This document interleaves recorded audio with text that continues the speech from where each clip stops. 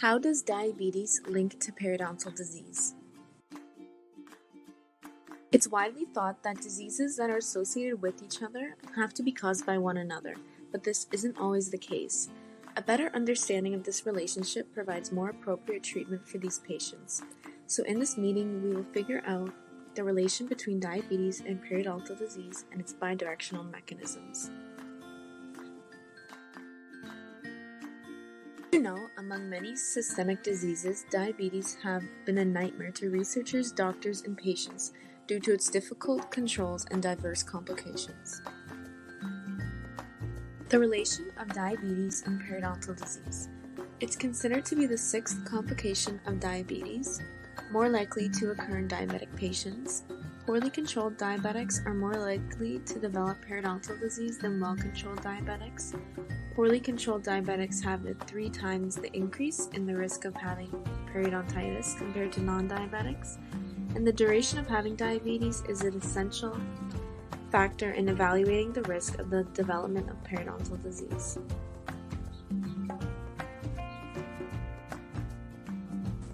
So what is diabetes? Diabetes mellitus is a metabolic disorder characterized by hyperglycemia due to defective secretion or activity of insulin. And what is periodontal disease? It is a chronic bacterial infection that affects both the gingiva and the bone that supports the teeth and is caused by anaerobic gram-negative microorganisms that are present in the bacterial plaque that adheres to the teeth. Effect of diabetes on periodontal disease. Diabetes causes glucose levels in the blood to elevate. This is due to the body being unable to produce enough or any insulin. When blood sugar is improperly controlled, our bodies can become more susceptible to further complications. The culprit of gum disease is bacteria, plaque, and tartar. When the body's resistance to infection is low, it is harder to fight off the bacteria invading our gums. This then creates different susceptibility to gum disease. The fact that poor periodontal outcomes result from hyperglycemia and diabetes has been recognized. This is due to change in microorganisms, host response, blood vessels, and wound healing. This picture is explaining how both types of diabetes can lead to an increased risk for periodontal disease, but with good glycemic control and good oral health care, the risk can be lowered greatly. The early stages of periodontal disease usually indicate the condition being asymptomatic and not painful. Many patients are unaware until the condition has progressed enough to result in tooth mobility. The pockets deepen as a result of further destruction of fibers of the periodontal ligament and the resorption of the alveolar bone that occurs in parallel with the progressing attachment loss. Now, in advanced periodontitis, it is characterized by gingival arrhythmia and edema, gingival bleeding, gingival recession, tooth mobility, drifting of the teeth, separation from periodontal pockets, and tooth loss. And the pocket is the space between the root surface and gingiva. Other oral factors can include increased gingivitis, caries, intraoral, slow healing, xerostomia, burning mouth and tongue, and cheilitis and monolitis. The effect of periodontitis on diabetes. Inflammation is a common link between periodontal disease and diabetes.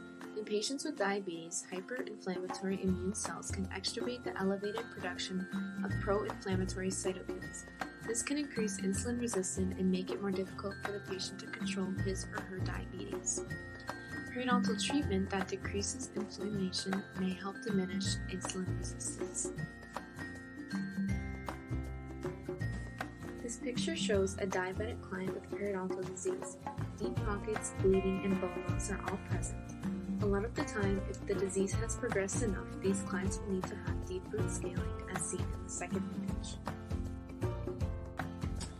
Here are before and after images of a diabetic patient with chronic periodontitis.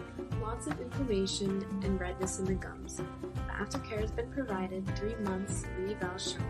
The inflammation has greatly decreased. This is why oral care at home, along with dental hygiene treatment, is so important in patients with diabetes. Here are the steps to maintaining good oral hygiene to help prevent periodontal disease. Brush twice a day for 2 minutes with a soft toothbrush and fluoridated toothpaste. Floss between the teeth once a day to remove fluid plaque. Clean or scrape the tongue daily, mouth rinse with fluoride 2 times daily, remove and clean dentures daily, visit your hygienist every 3 to 6 months, and do not smoke or use tobacco products. Tobacco increases the risk of diabetes, complications, and periodontal disease. What to consider when booking clients for dental appointments. Early morning appointments are best when glucose levels are the highest, making sure the client has had breakfast, taken medication, and has taken glucose readings before the appointment. The hygienist will ask what the client has eaten, what the glucose reading that morning was. This all can help prevent hypoglycemia during the appointment.